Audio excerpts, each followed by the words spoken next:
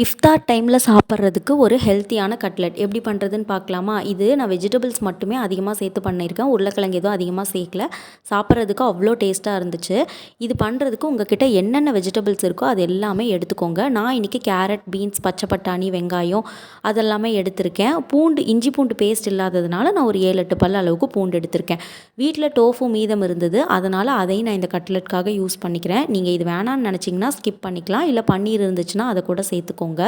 இதை வந்து 1-2 கட் பண்ணுறதுக்கு முன்னாடி சுடு தண்ணியில் ஒரு 5 நிமிஷம் போட்டு வேக வச்சு எடுத்துகிட்டு அதுக்கப்புறம் இந்த மாதிரி கட் பண்ணிவிட்டு மிக்ஸி ஜாரில் ஒரு பல்ஸ் மோடில் கொடுத்து அரைச்சி எடுத்துக்கோங்க. அப்படி இல்லைன்னா உங்ககிட்ட சாப்பர் இருந்துச்சுன்னா வேக வச்சுட்டு சாப்பரில் வந்து போட்டு நீங்கள் கட் பண்ணி எடுத்துக்கோங்க.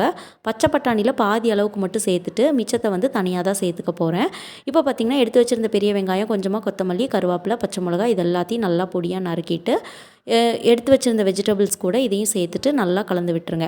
இப்போ டோஃபுவையும் கையாலேயே உதுத்து எடுத்துக்கோங்க. இதை அரைக்கக்கூடாது, அரைச்சா நல்லா இருக்காது.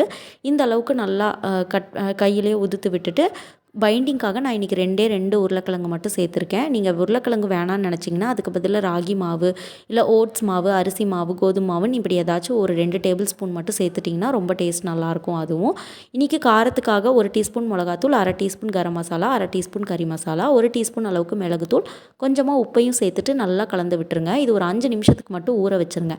அப்போ தான் நல்லா செட் ஆகி வரும். இப்போ 5 நிமிஷத்துக்கு அப்புறமேட்டு கார்ன்ஃப்ளவர் நான் வந்து தண்ணியில் கரைச்சி வச்சுருந்தேன். கார்ன்ஃப்ளவர் வந்து ரொம்ப தண்ணியாக இருக்கக்கூடாது, ஓரளவுக்கு கெட்டியாக இருந்தால் மட்டும்தான் எண்ணெயிலேருந்து பிரிஞ்சு வராமல் இருக்கும். அதையும் கார்ன்ஃப்ளவர் தண்ணியில் முக்கிட்டு பிரெட் க்ரம்ஸில் போட்டுட்டு நான் எடுத்து இந்த மாதிரி எல்லாம் செட் பண்ணி வச்சுக்கிறேன். கார்ன்ஃப்ளவர் இல்லைன்னு நினச்சிங்கன்னா நீங்கள் முட்டையில் கூட நீங்கள் அடித்து விட்டுட்டு டிப் பண்ணி எடுத்துக்கலாம். இப்போது நான் எடுத்து வச்சுருந்த அளவுக்கு ஒரு 20 கட்லெட் அளவுக்கு வந்துச்சு. இன்னும் நீங்கள் சின்னதாக போட்டிங்கன்னா இன்னும் நிறையாவே வரும். இன்றைக்கி நான் டீப் ஃப்ரை தான் பண்ணி எடுத்திருக்கேன். நீங்கள் வேணான்னு நினச்சிங்கன்னா ஸ்கிப் பண்ணிவிட்டு ஷாலோ ஃப்ரை பண்ணிக்கலாம். நான் ஏன் டீப் ஃப்ரை பண்ணேன்னா, நான் வேக வைக்கல, எந்த வெஜிடபிள்ஸும் வேகாதுங்கிறதுக்காக நான் டீப் ஃப்ரை பண்ணியிருக்கேன். நீங்கள் வந்து வேக வச்சுட்டு அதுக்கப்புறமேட்டு ஷாலோ ஃப்ரை பண்ணிக்கோங்க. அது இன்னும் ஹெல்த்தியும் கூட.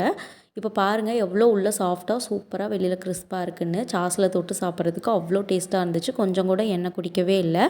செம்ம டேஸ்ட்டாக இருந்துச்சு. வீட்டில் ட்ரை பண்ணி பார்த்துட்டு எப்படி இருக்குன்னு கமெண்ட் பண்ணுங்கள். நாளைக்கு வேறு வீடியோவில் பார்க்கலாம். பாய்.